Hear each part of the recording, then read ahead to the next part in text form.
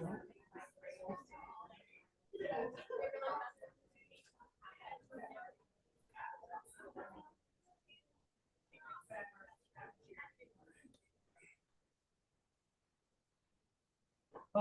good evening, everyone. My name is Daniel Barrett. I'm an event facilitator here at McNally Robinson Booksellers. And before we begin, I would like to acknowledge that we are on Treaty 1 territory, which is the traditional territory of the Anishinaabe, the Ninamak, Anishinaabe, Dakota, and Dene peoples, as well as the homeland of the Red River Métis. Additionally, McNally Robinson Booksellers itself rests on the land once occupied by the Métis community of Roostertown. And of course, we are gathered here for a very, very special event, Unforgettable Characters, 3 Canadian Authors in Conversation, presented as part of the Camlet Writing, Publishing, and Pedagogy Conference, presented by the University of Winnipeg. And we're also incredibly lucky to have 3 exceptional authors here tonight.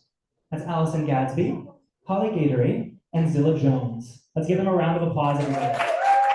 Of course, your host, Lindsay Wong. Let's give her a round of applause as well. And we'll cut to her in just a moment to introduce our participants, and then you'll hear things, both readings from all of our authors, as well as a presentation portion immediately following. After that, time permitted, there will be an opportunity for you to ask questions. So if you do have a question tonight, please let that percolate throughout. And then when it comes time, we'll come by, we'll point to you, just raise your hand if you do have a question, and then you can ask that to the panel. And then after that, I will be back at the end of the event to review how the signing procedure will go. For those of you who have been here before, it looks a little bit different, but trust me, we'll figure that out towards the end. But for now, I have the absolute pleasure of introducing tonight's host. Your host, Lindsay Wong, is the author of the critically acclaimed, award-winning, and best-selling memoir, The Woo-Woo, which was a finalist for Canada Reads 2019, and won the 2019 Hubert Evans Nonfiction Prize. Her book of short stories, Tell Me Pleasant Things About Immortality, was shortlisted for the BC and Yukon Jim Deva Prize for Writing That Provokes. She has written a YA novel entitled My Summer of Love and Misfortune. Wong holds a BFA in creative writing from the University of British Columbia and an MFA in literary nonfiction from Columbia University. She currently teaches creative writing at the University of Winnipeg, and her debut adult novel, Villain Hitting for Vicious Little Nobodies, was published earlier this year. Please join me in welcoming Lindsay Wong.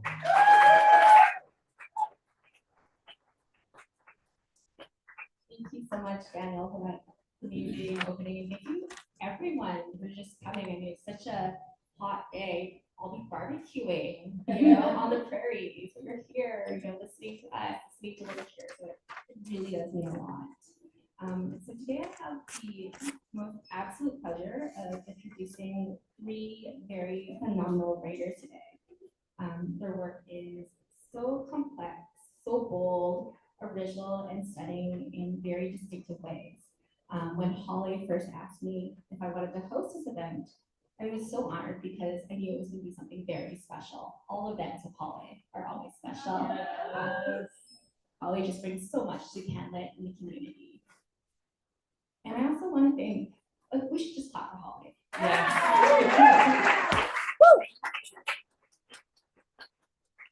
I also want to thank McNally for being such an amazing supporter of books. They put on over 100 events a year, and they're just so seamlessly organized. So without McNally, we would not have writers in Winnipeg. We would not have writers in Canada.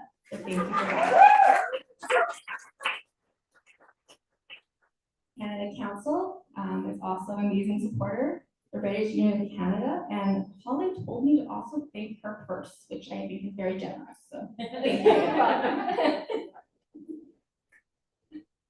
And of course, thank you to all of you. You make Winnipeg special. I was saying earlier to Daniel that people don't really come out to events in other cities, but in Winnipeg, people really show up for the arts. So we are a literary city. So thank you for that. So I'm going to introduce these authors. Yay, more writers are coming. Yay! Yay.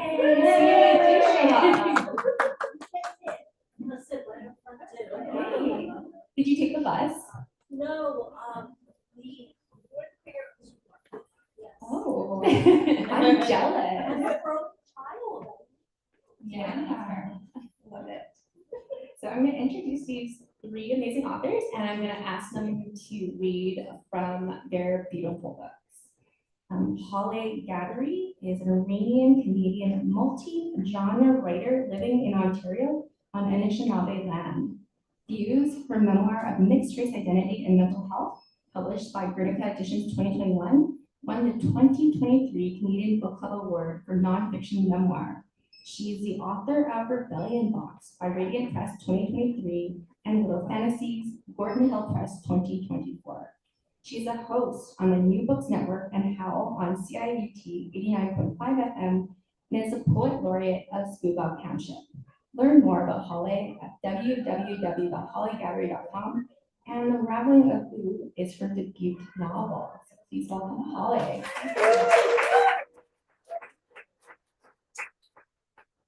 So I want to say hi to Allie, who I keep seeing at the conference. I haven't said hi to.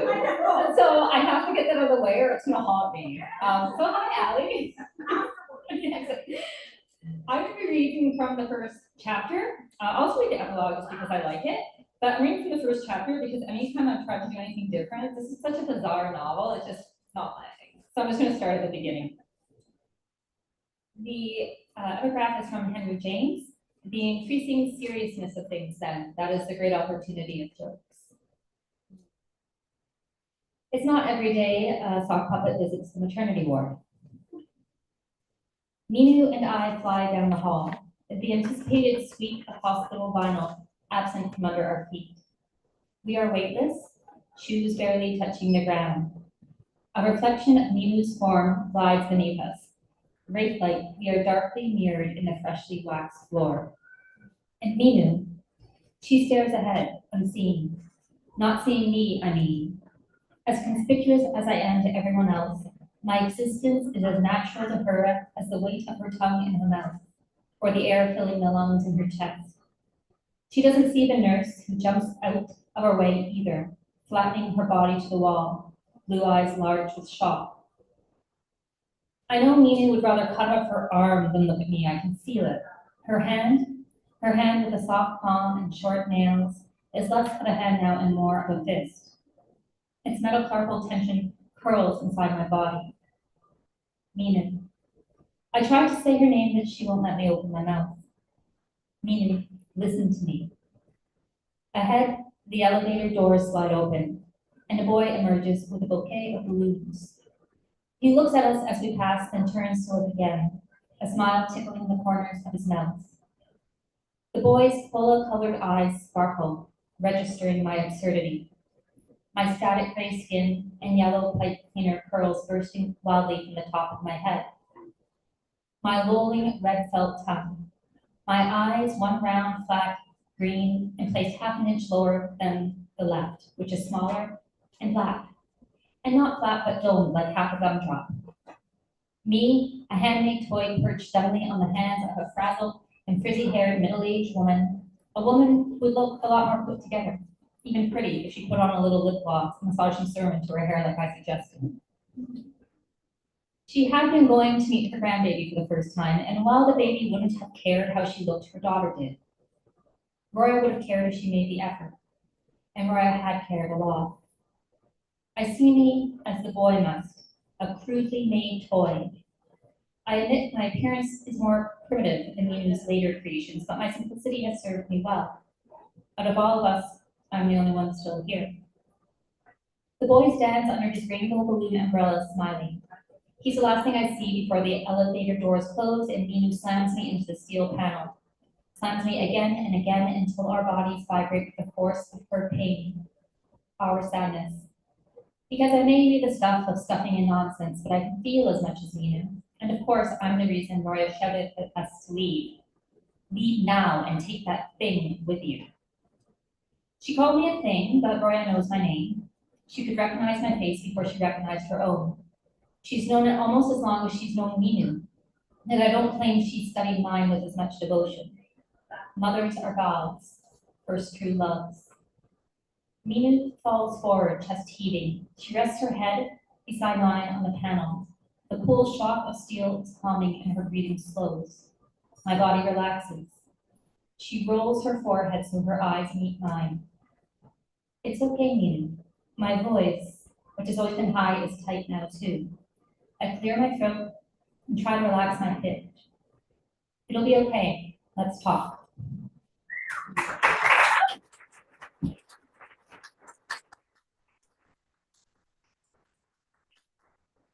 Such a beautiful novel. Thank you, Hollay.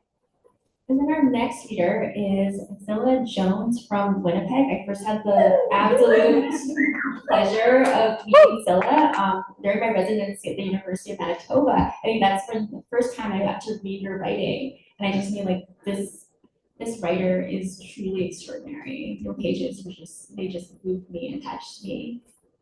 So Zilla Jones is an African-Canadian writer living in Winnipeg, as we just mentioned. In 2024, she was shortlisted for the CBC Short Story Prize and appeared on their list of 30 writers to watch. In 2023, she was a Journey Prize winner and a finalist for the RBC Bronwen Wallace Award for Emerging Writers.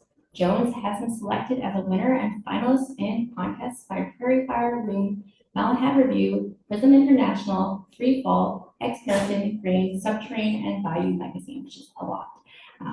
So she's a very prolific writer. She has published work in the Fiddlehead, Event, and Through the Portal anthology. Her debut novel, The World So Wide, was published in April 2025, and a short story collection is forthcoming in 2027. So I'm really excited about that.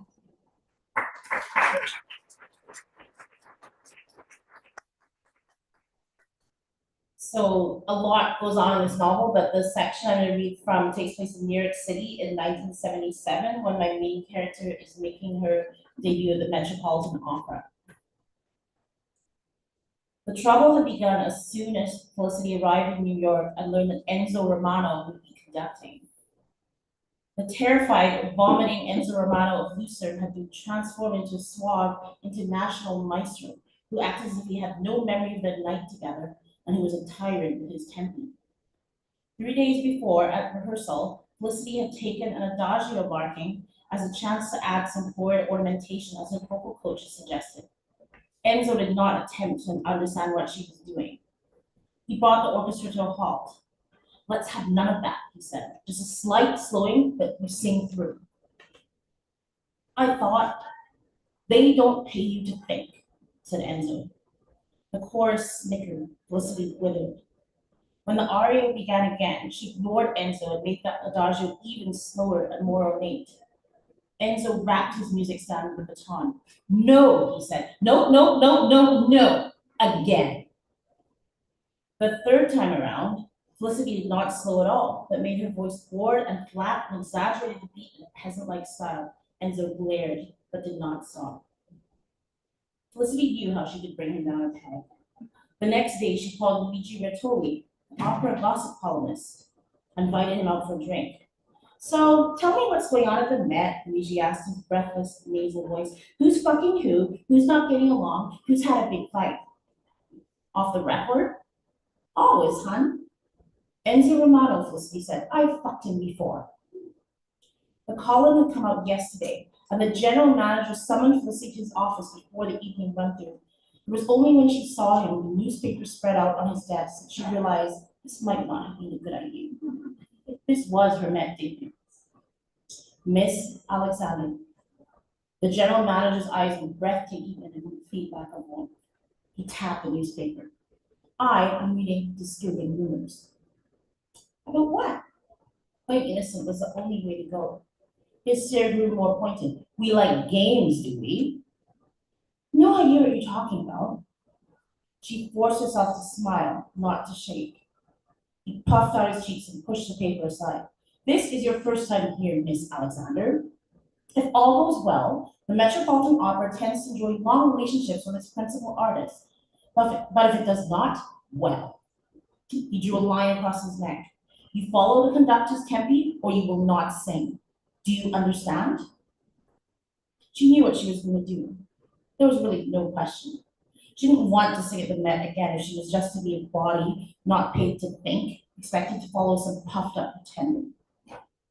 When they reached the adagio, she slowed down. She felt Enzo trying to catch her eye, trying to whip the orchestra ahead of her. But the players were professionals, and they melded their lines to hers. Enzo's beat relaxed, his movements matching her breath. The audience breathed with her too. At the close of the aria, they gave her a standing ovation, unusual in dress rehearsal. Enzo laid his baton on the stand and scowled. She crossed downstage, traveled upstage left, returned to center stage. Her body had learned the directions well enough to execute them without thought, leaving her mind free to dwell unclothed, for this aria was all about him. She'd lost him, but gained a freedom. She crooned to him so softly at times that she sensed Enzo hushing the orchestra. It was not a surprise, it was almost welcome when the tears started. The rustling in the audience let her know that this had not gone unnoticed. Felicity sang, pulling back on the high notes. Cleopatra was already realizing her love affair was doomed. Her seductive powers would not last. Beyond her glorious conquest lay only sorrow. All love, everywhere, turns to grief. Enjoy happiness while where you find it, because it will not last. Find comfort in music, because it is all you have left. Felicity sang and cried. The audience gave her another standing ovation, this one even longer. They wanted her to sing the aria again, in contravention of the Met's policy against encores, but Felicity waved them off, pointing to her throat. She had to save her voice. The audience and the lights were blurred as she stumbled off the stage. The makeup artist met her in the wing. "Let's get you fixed up," he said with a practiced calm. He had used waterproof products just in case, but they were no match for the force of Felicity's tears.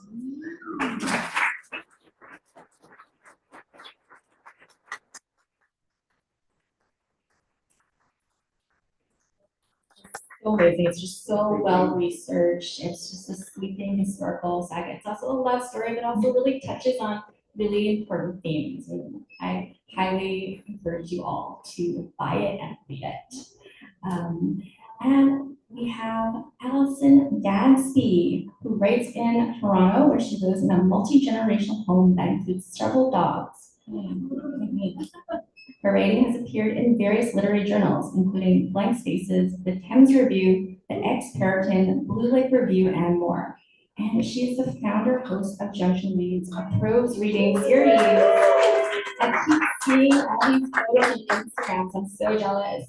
And this short story collection, Reading is How Some People Stay Alive, is just so tender. It's so also really dark, but also it's gonna make you have all the feelings. So it just came out this year.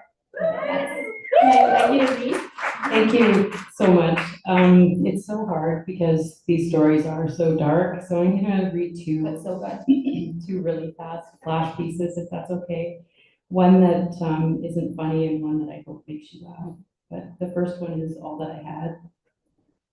We sat under a pussy willow tree with the big box of chocolate chip cookies between us, the ones with the cross in the middle, Jesus cookies. They must have been God's cookies, otherwise Daddy wouldn't let us buy them. You stuck your hand in and grabbed some for me and for you. I watched you put whole cookies into your mouth. Even though I was scared someone might be looking for them. You were all that I had, so I shoved them up my shorts. I watched as you swallowed them one after the other without milk or anything. After a while, after I saw that you wouldn't stop until they were gone, I was mad. Mad because Mommy bought us new bathing suits and you wouldn't go swimming with me. Mad because she used her own paycheck to buy those suits. She didn't have to beg Daddy for money. And because Daddy was sure going to be mad as hell when this box of cookies was empty and you weren't going to go get blamed for it, because he would yell at Mommy, his stinky Pabst Blue Ribbon breath in her face, and she'd be blamed for your gluttony and greed, and she'd be embarrassed because if he bought the Jesus cookies for the church potluck, we'd have empty hands and open mouths as usual. And when she spat back, if you didn't drink your paycheck, we could have cheesecake or a tuna casserole. He'd smack her on the mouth because you ate all the cookies. I asked you to stop, but you didn't. You said if we don't eat them, someone else will, and I kicked your blue canvas shoe so hard my toe hurt, and I wanted to run away. But you were all that I had, so I stayed, and you watched me as I slowly ate all the Jesus cookies from my underwear. You laughed. I loved you. I miss you. You were all that I had, and I was all that you had, and we lied to everyone, but we never lied to each other. When you told me you loved me, I believed you. And this is,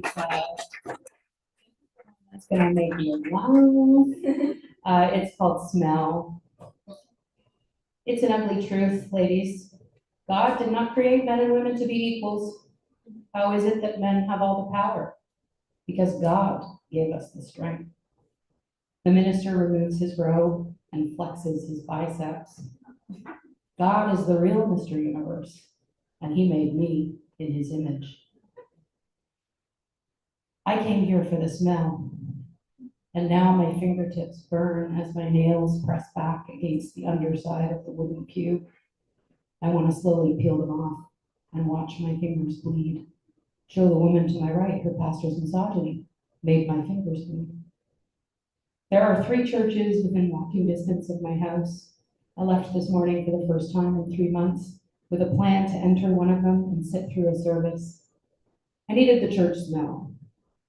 I should have chosen St. Agatha's. I had the metabolism to digest Catholic bullshit, but this. The woman who greeted me with the fancy hat said, "Be sure to introduce yourself to the minister at coffee hour." I will. My sister said, "You just need more God in your life." I'm an atheist. Me too. But when I leave church every week, I feel good. I find comfort in the faith of other people. A little God goes a long way. I miss his smell. I cried. You needed to leave him years ago. I'm glad he's gone. She was sick of me. I was sick of me. He was sick of me. She inhaled deeply and slowly sighed out the air. Let me know how it goes. I fill a cup of coffee from one of the urns on the welcome table and watch the minister move among his people, shaking the hands of men and hugging all the women. I'm going to stick my hand out when he gets to me. No hug for Mr. Universe, thank you very much. I move my coffee cup from my right hand to the left, but my thumb gets stuck in the handle and I spill a little coffee on my sweater cuff. Before I can move, he reaches around my shoulders and presses both his hands into the center of my back. He smells like cheap aftershave. His face is cool against the side of my head. His soft cheek silences the sound in my ear. Welcome. He steps back and holds my hand, stroking my palm with his thumb. I noticed you the moment you walked in.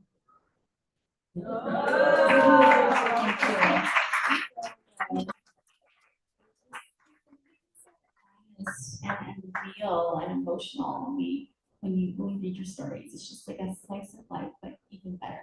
You know what I mean? Thank you for that. So this event is titled Unforgettable Characters. We love, we hate, we admire, we pity characters in books. Because I think there's something more real and honest in fiction than we are sometimes in real life. And so today we have a distinct sock puppet narrator in Hollay's book. We have a biracial opera singer from the 1950s and 1980s in Zilla's book. And in Alison's, we have all these contemporary characters who are navigating loneliness and survival. And they all seem very, very different. But what they have in common is that they're very powerful and memorable and unexpected on the page. So I have a basic question for all of you. Could you tell us about your character or characters in Alison's case? And what was the drafting process like to create their literary personas on the page? So I did not start with the intention of writing, narrating this book by a sock puppet. Actually, I didn't want to write a novel at all. But Jerry Luke Hill, who hates being thrown under the bus, so I'm going to do it anyway. He's a publisher at Gordon Hill and Porcupine School, a fabulous small press in Ontario that prioritizes authors, writers with invisible illnesses. He had my collection of short stories called Widow Fantasies, Flash Fiction, and he said, I love this, that's why I'm publishing it. I'd love to see what you could do with a longer form. And I was like, how dare you? How dare you challenge me? No, he wasn't. He was just being nice, but I interpreted it as a direct challenge. So I put my poetry manuscript aside and decided I was going to write a novel and did it in under a year. And at some point, I was thinking, okay, I want to explore how women uphold the patriarchy. I want to explore internalized shame, repressed queer identity, things I've really been obsessing over. And I thought, okay, I'm gonna have 2 sisters. Anyways, none of that happened. At some point, this silly sock puppet wandered into my head and did not leave. And they always say, write what obsesses you. And I was pretty obsessed with the sock puppet. So I just let it keep talking. And I made a prototype of the puppet who would become Apology Paul. And I talked to the puppet for the time that I wrote this book. So I walked around the house talking to it. I said to myself, this is just for choreography. Like I have to, but I really needed the puppet too, I guess. And yeah, so I spoke to the puppet for a year, and this was the result, was the story the puppet told me. And that sounds bananas, but it's true. And yeah, so that's over there is Ecology Paul, but that's not the one I spoke to for a year. Believe it or not, I refused to bring him because he's too precious to me. So he's still at home, but that is the artist model. Katie Howe, who did, she's a San Antonio, San Antonio author, artist. She painted, she made that puppet based on the description of my book, painted it, and then did the cover. So that's the model. Thank you. And so for you, tell us about your character and what was it like drafting her persona on the page? So a lot of what I write, pretty much all of it, comes out of oral history and family stories that that my mom and my aunts and my grandma and other female family members sort of passed down to me over time. So Felicity, the protagonist of this book, is in the book, she is born to a mother from Grenada, and then her father is a Ukrainian Canadian that isn't in her life. And she's an opera singer, and she's also in a relationship with a man who becomes part of the revolutionary government of Grenada, so a socialist government that took over in the 70s, 1979. And she was very loosely based on a cousin of mine that was in a real life relationship with the real life Prime Minister William Bishop in London. So my mom was in London when she was young, and she was very connected to political movements, anti-apartheid movement, anti-nuclear war movement, the racial justice movement, the decolonizing of the Global South movement, and so was Morris Bishop. And he actually used to hang out at their house all the time and was a good friend and started dating cousins. So that's sort of where she came from. What was it like to draft? This was my first novel. I had no idea what I was doing. I did it in a really like inefficient way where I did like so many drafts. And like ever since this, I've only written 1 draft because I refuse to write more than 1 now. So I'm a 1 draft novelist now, but this was about like 20. So it took a long time. Yes. Amazing process. And for you, Alison, because you have so many characters, like how did you draft them all? So all of the stories existed on their own before they were collected into the book. And it was an editor who read it, who came back to me and said, you should think about these kids. There are a lot of kids in the book. And the adults who she believed were the adults of the children. And that they're all kind of barely surviving, barely doing anything. And yeah, they hold a lot of trauma. I coincidentally also hold a lot of trauma, and there's lots of swimming, and my kids were swimmers and I was a swimmer. So naturally, a lot of the characters in the novel are swimmers. So So it's such a powerful metaphor in that book. It's just like, it's just so skillfully done what you do with that metaphor and that theme throughout. So thank you. So my next question, in fiction, for all of you in the room, all your writers, I think you all know this, we say that character interiority, that rich emotional world breaks or makes a book. And so I have a very different question for each of you. Zilla, so your book is just gorgeous, sweeping. Saga has a really talented mixed race opera singer from Winnipeg, and she makes a decision to pursue her art over politics. Her art is over, romantic love or family. And there was just one tender moment. I mean, there's many tender moments in the book, but one that struck me was about Felicia's desire. She was desperate to see Cloud, but she feared seeing him.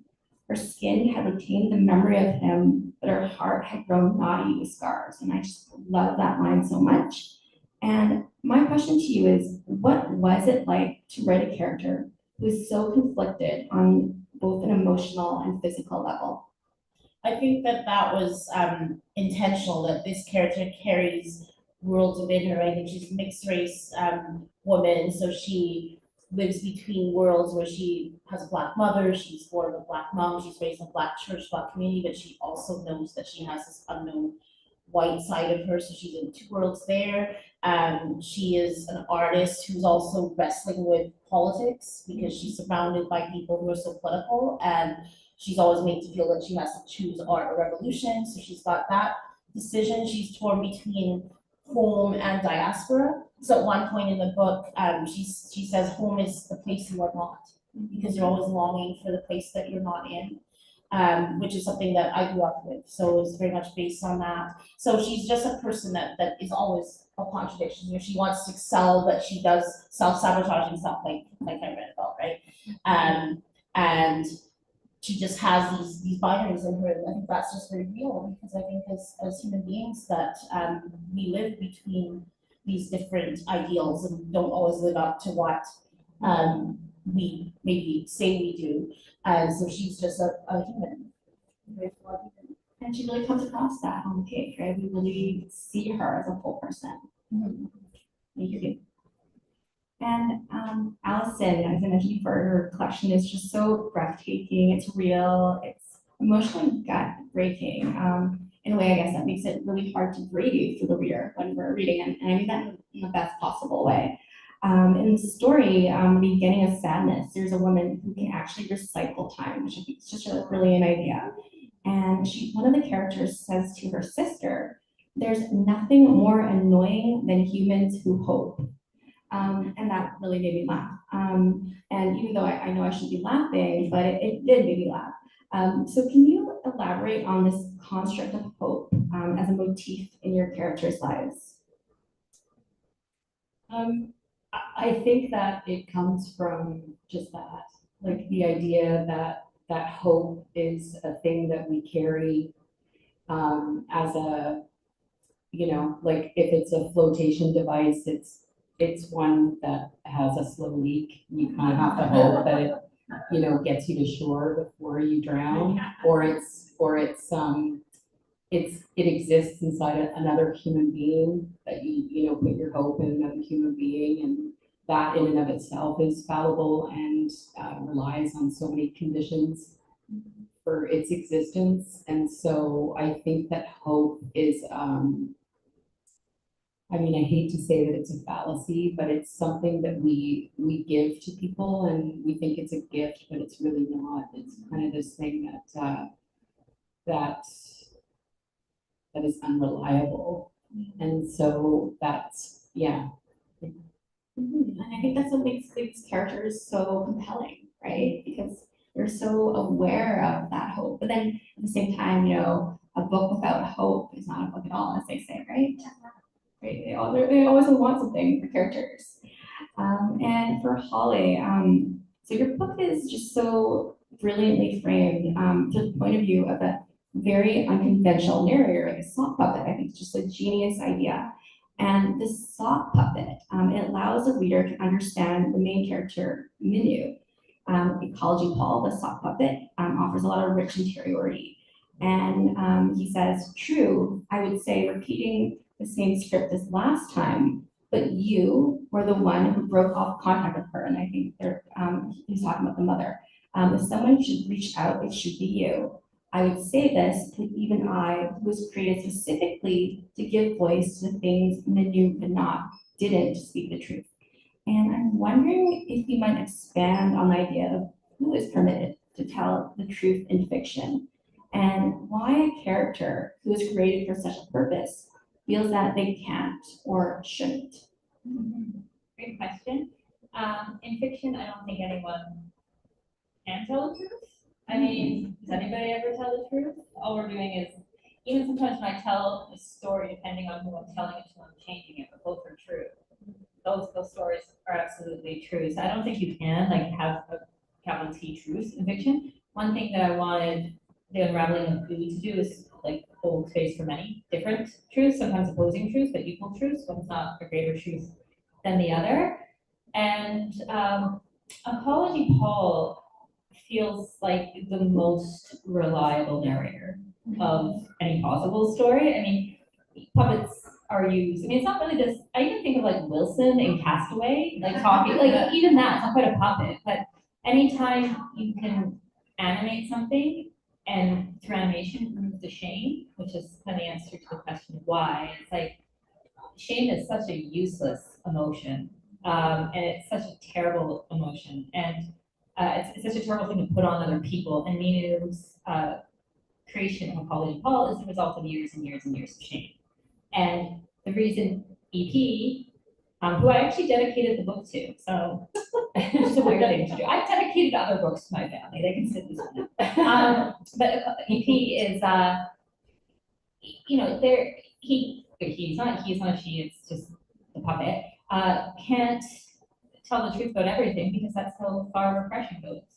And sometimes even though the voice is Minu, who's super intelligent, talking, like speaking truths, and also not Minu, because Minu would never speak these truths. Even though the puppet's doing this, there's so much shame that even sometimes it can become such a weight, like there's nothing you can do to break through it. So the book is a process of trying to and not always succeeding in it, which is why, yeah, like Apology Paul's pretty like a reliable narrator, more reliable than Minu would have ever been, but the kid ain't perfect. Like the kid's not telling all this, that's for sure.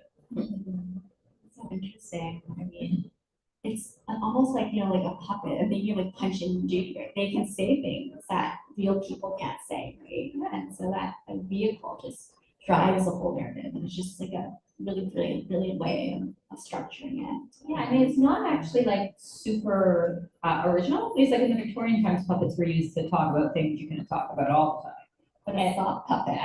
But they're so cute. Yeah. I think puppets can sometimes be pretty creepy. Like ventriloquist dummies, like terrify me. The soft puppets are just be like snuggly, you know. And when I was writing the book, when we were doing edits, my editor, Princess Amy Dunn, pointed out that I used the word nuzzles 17 times because that's the choreography that's supposed to do, was snuggling the puppet all the time. It's this big support mechanism for me.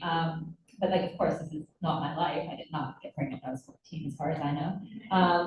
But it's just, yeah, like it's a very affectionate, and I'm being affectionate with yourself instead of horrible to yourself. So beautiful. So because of the time, I would like to jump to my signature lightning round. So I always do this. So if you have the misfortune of being hosted by me, I make you jump through hoops. Okay, so is everyone ready for my lightning round? Okay. Number one, so whatever comes in your head, you're just gonna like jump, like spit it out. Something you wish you could say to one of your characters and why. Why? So I would say to Felicity's mom that she should forgive herself. I would say to make out more when you were a teenager. Okay, number two, writing a book is like, you're gonna fill in the blank, but publishing a book is like, fill in the blank. All the writers are all thinking of brilliant metaphors here, or similes. Yeah. I want to hear later, more at like the Nicole's. I want to hear what you have to say. Writing a book is like floating out to sea on a raft, and publishing a book is like the raft bursts and you have to swim back. Oh my gosh, so like that's so scary. I'm like so much like drowning and swimming with you. Like I feel like, you know, if I'm on a life raft, you can push me.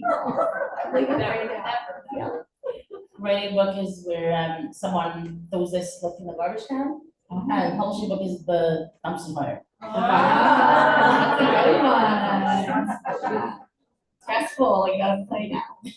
Mine's gonna sound so corny, but I would say that like writing a book for me felt like getting lost in the dinosaur section of the ROM. So it's like, and then publishing a book is like your best friend finding. That's so very sweet. I've had great publishers. Yeah. Okay, next question. Okay, you can write one successful best-selling book, but you can never write again for the rest of your life, or you continue writing all these books that don't get much attention, but you're going to be really famous, like really well read after you die. So, which is better? Definitely the second. Okay. Yeah, I'm never going to do anything commercial. So. You might. Okay. You'll write horror. I'm gonna make you write horror. Okay. Yes, or smut. You know I could do smut. Okay, everybody knows I can do that. I want to write the second one. I want to write lots of books while I'm alive that blow up later, because I'll have a better life. I'll be enjoying what I'm doing writing. If I only write one book and then do nothing else, I'll be miserable. So who cares if you have money? It doesn't compensate for that. Yeah, good answer. So it's you write, One book that blows up, but you can never write again. You're gonna be super famous. yeah, And comfortable. Yeah. So like, everyone's gonna read you 100 years later. Okay. Everyone in the audience agrees? Yeah. All the writers. Okay. That's interesting. Like maybe like we'll all convene here in the afterlife and then we'll like compare. Okay. We're gonna come back to the galley and like when we're all dead and talk about it. this is a great place. Okay. So you see you until you're 50 years. Yes, in the bookstore. Come here and talk about it. Okay. One thing you wished you had known before becoming a creative writer, before you found your purse. I'd probably just say that I was going to be really patient, which I'm not really good at. I didn't realize how slow everything was. But like that's something I can get over, I guess. I can't really answer that one because I became a writer when I was 3. So I don't really remember anything else. So I guess I would have to have not been born. Maybe not past. Which might not be a bad thing on some days, right? But yeah. I think I would have done it sooner because I never had a lot of friends, and now I feel like I have a community, and I feel like if I'd known that earlier, I probably would have done it. It's true. All these book friends came.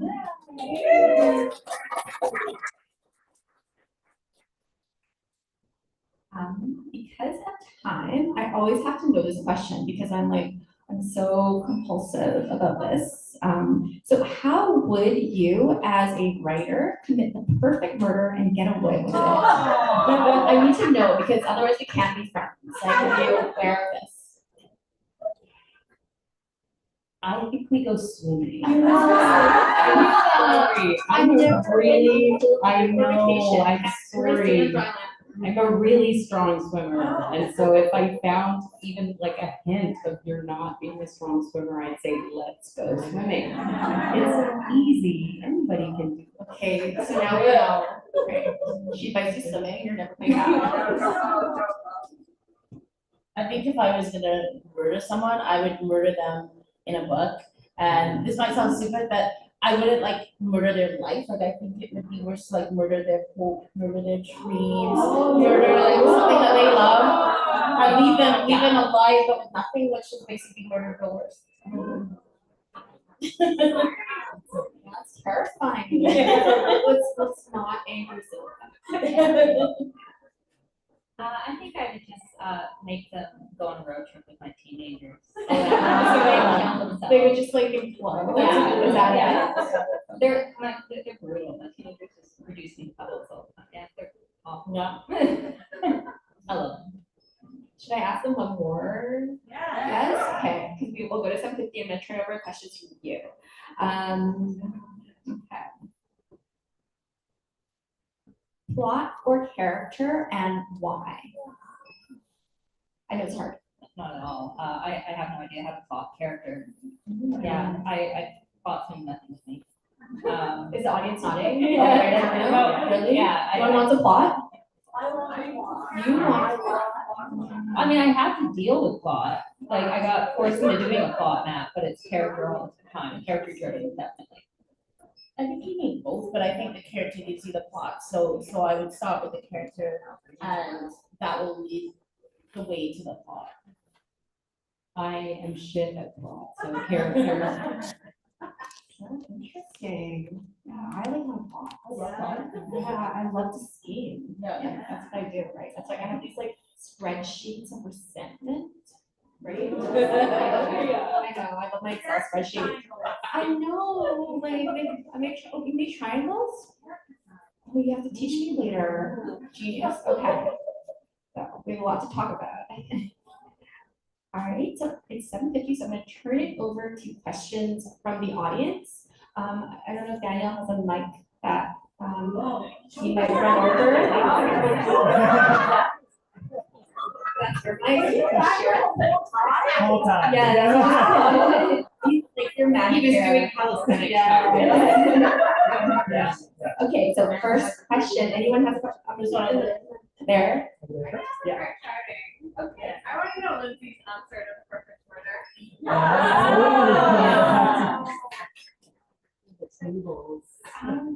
You know what? I have a lot of food allergies, I right? knew you were gonna say that poison. No, I'm just gonna like cook for someone, right? And I'm just gonna find out their food allergies and be like, oh, I'm sorry, right? It's gonna be a beautiful meal, right? And then I'm gonna cry after, but I'll just go to ER or something. I'm like, I'm sorry, I made a mistake. I told you my food allergy. That's what I was just thinking. I know all that. I know I have secret information. Yes. Don't go to Lindsay's for dinner either. I'd love to know something that surprised you about the publication of this particular book. What is something that just, I still have a question apparently, so we both want to know something that surprised you, a reaction, a response from a reader, or just something you didn't expect. Yeah, each of you. I think, I don't know, I mean, there's a lot of things that are surprising, especially in your first book, but I think like one of the good surprises for me was that my book came out over a year ago, and a lot of people are like, oh, like your book will be out for like a couple months, and then everybody like forgets about it, it's like not in stores anymore, and like it's still here, like a year later, right? So like people still come and, but like this week I got like 4 separate emails from people that read it for the first time and had feedback from me, and I get those regularly, I love that, like that was like my favorite thing. So I think just hearing from people, or they post on their Insta or their Facebook, I don't know them, like these are people I know. I get those ones too, but these are just readers, so that's awesome. So I think your book lives a lot longer than you think it's going to, which is nice. This is book number 4 for me, but my first novel. So far, I've never published in the same genre. So first was memoir, then poetry, and then flash fiction, then this. And I have a kids book and personal essays coming out next year. So I would say that what really surprised me about this particular book is like people read novels. Sounds so bad. But like people do read poetry, and it's not like that, but like there's like a different. There's a smaller demographic of people that read poetry. So like with this one, it's got like so many events, reviews, like independent book review, Ford reviews, Quill Inquirer. I was like, what the hell is happening? I was actually on CBC list. I'm like, this has never happened before. So like it's just how much the genre, and I'm a publicist, like I know this, like I logically know this. I've seen it happen. But when it happened to me, I was really surprised and a little bit disappointed. So read more poetry and short fiction and memoir, everyone, please. I'm not going to write more novels just because people actually read more of them. Just everybody needs to like read more of the other stuff. So I can keep doing what I want to do.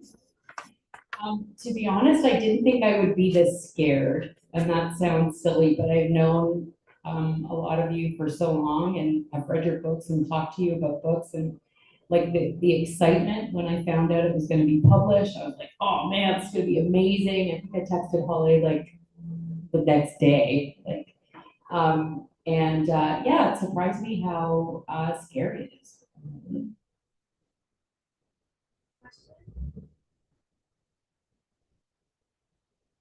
I'm curious about world building. So how much world building do you do before you write? And if so, do you actually write it out while you're writing, or is it just living up here? You know, when there's people asking you about your characters, you definitely sound like you've built these characters out, but I know some authors will actually write volumes of world building outside of their novels, and some of them just keep it in their head, which is incredible to me because that's a lot to remember. For short stories, I think it's different, and I only know it's different because of the novel that's coming out. That was I spent a lot of time building the world, mainly because it's historical. With short stories, they just live in my head for about a month before I write the first draft, and then I don't look at it again for about a month, maybe 2 weeks, a month, depending on how excited I am about it. And yeah, that's it. So I think it's probably mostly in my head, and then like the visuals of that space come alive when I'm writing. My novel is historic, so and it's based on real events. So like I did do research, so I read other books that were about the Green Revolution. But in terms of like actually getting the character on the page, like it's mostly in my head. So no, I didn't write anything sort of extraneous to the manuscript. So it was just kind of like when I was ready to write, then I started writing, and it just kind of was there. So yeah. I think my book is really internal, like it's all in somebody's or something's head.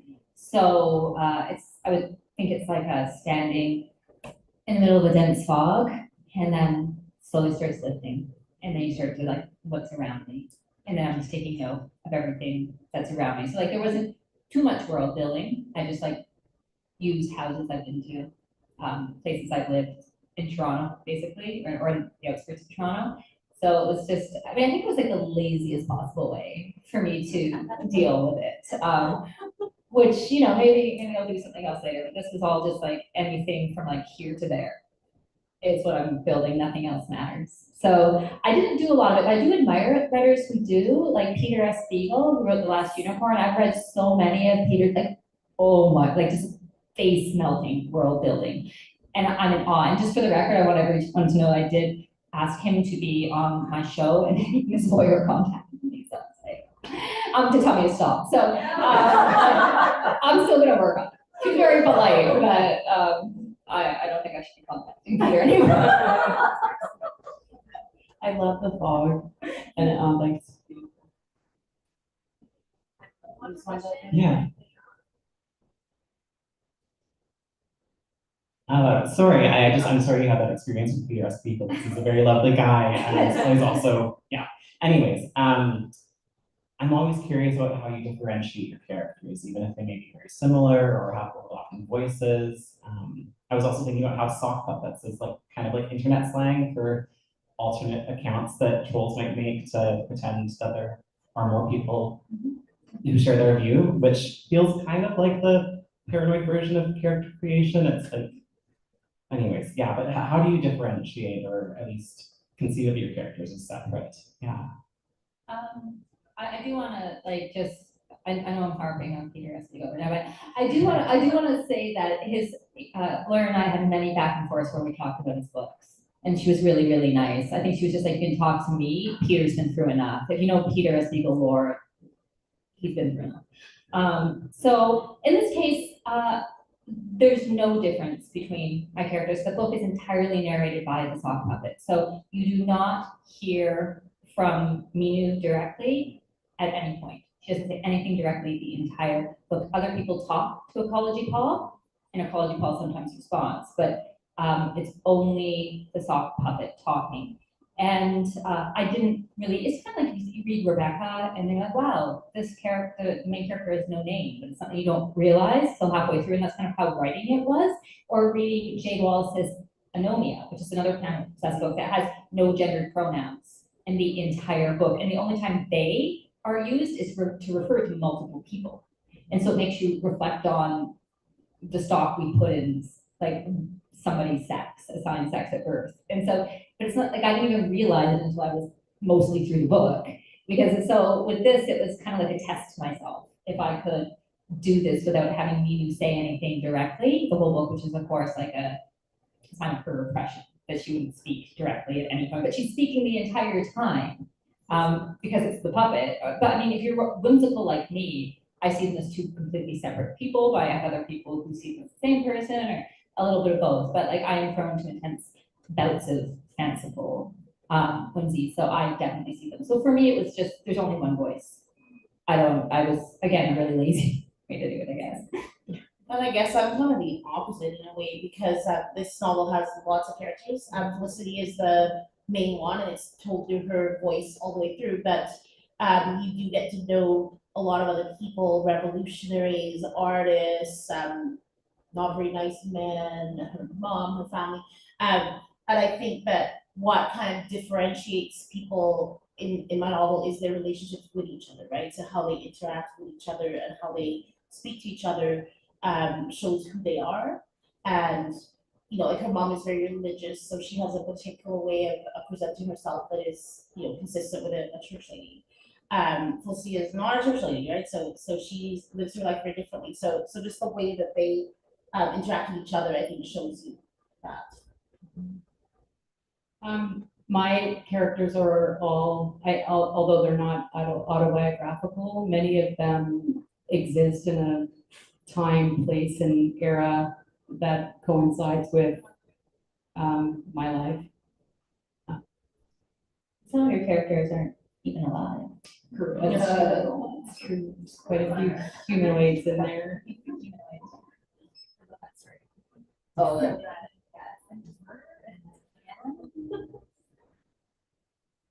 So I think we're out of time. I want to thank all three of these wonderful authors for sharing their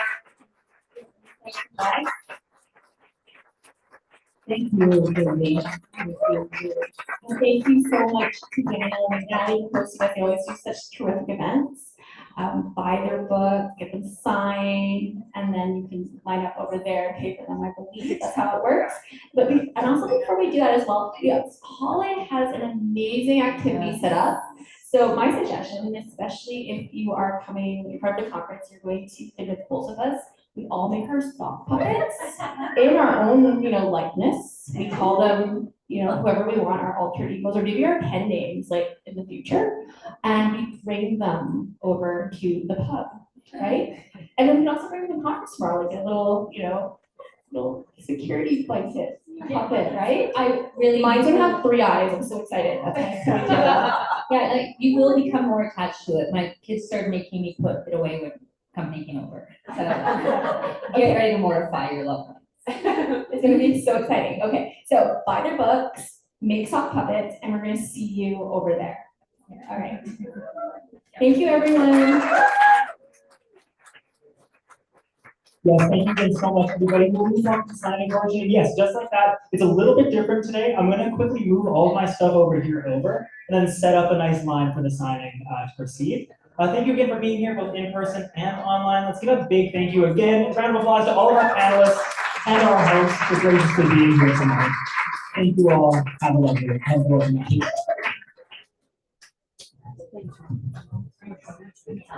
Here, I'll turn your mics out so we can touch them. There we go.